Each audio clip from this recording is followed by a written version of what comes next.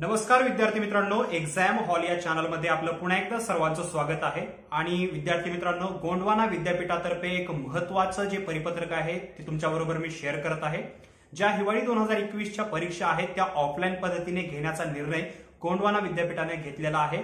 आता हा निर्णय म्हणजे घेतल्यानंतर ह्या परीक्षा कशा प्रकारे होणार आहेत, किती गुणांची परीक्षा असणार आहे, वेळ कसा दिला जाणार आहे आणि ऑफलाईन आहे तर परीक्षेचा पॅटर्न कसा असणार आहे, या सर्व गोष्टींबद्दल आपण पाहणार आहोत।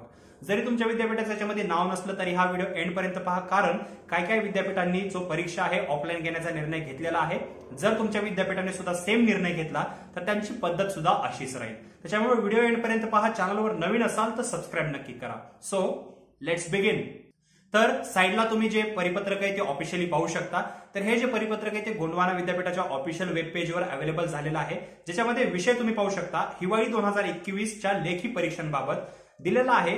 गोंडवाना विद्यापीठाशी संलग्नित सर्व महाविद्यालयातील प्राचार्यांना व संबंधित विद्यार्थ्यांना कळविण्यात येते की विद्यापीठाच्या शैक्षणिक सत्र 2021-22 मधील हिवाळी 2021 च्या लेखी परीक्षा दिनांक 10/1/2022 रोजी पासून संबंधित अभ्यासक्रमाच्या वेळापत्रकानुसार ऑफलाईन MCQ OMR म्हणजे बहुपर्यायी प्रश्नांच्या पद्धतीनुसार घेण्याचे ठरविण्यात येत आहे।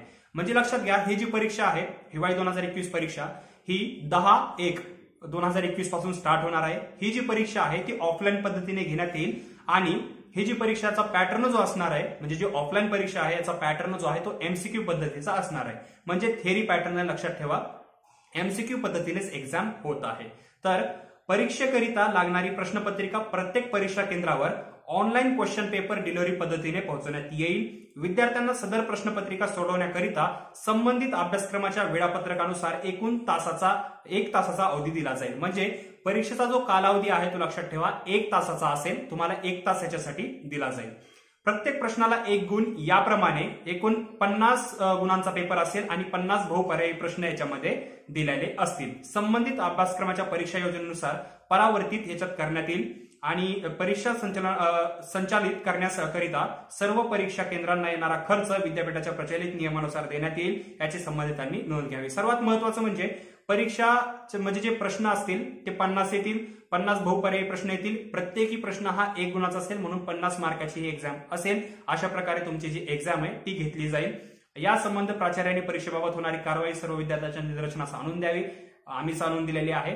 तर अशा प्रकारे गोंडवाना विद्यापीठाची जी परीक्षा आहे तर ही जी परीक्षा आहे ती ऑफलाईन पद्धतीने होत आहे। 10 तारखेपासून एक्झाम सुरू होत आहे आणि या परीक्षेचा पॅटर्न ऑफलाईन असेल, MCQ पद्धतीने ही परीक्षा होईल। गुण कळाले तुम्हाला किती गुणांची असणार आहे, वेळ कळाला 1 तास वेळ दिला जाणार आहे। अशा प्रकारे हा परीक्षेचा पॅटर्न असेल। आता इतर विद्यापीठ याच्याबद्दल काय निर्णय घेतात, जसं की आता नागपूर विद्यापीठाचं आपण पाहिलं, पुणे विद्यापीठाचं पाहिलं, काय विद्यापीठ ऑनलाईन सुद्धा घेत आहेत, काय बोथ ऑनलाईन ऑफलाईन घेत आहेत, काय फक्त आता हे जर पाहिलं तर ऑफलाईन घेत आहेत। तर प्रत्येक विद्यापीठाचं तुम्हाला सांगण्यात येईल। तुमचं याच्याबद्दल काय मत आहे आम्हाला कॉमेंट सेक्शन मध्ये नक्कीच सांगा। व्हिडिओ जर आवडला असेल तर लाईक करा, शेअर करा आणि चॅनलला सबस्क्राईब करा। आणि काही प्रश्न असतील तर कॉमेंट सेक्शन मध्ये नक्की विचारा। तर व्हिडिओ पाहिल्याबद्दल धन्यवाद।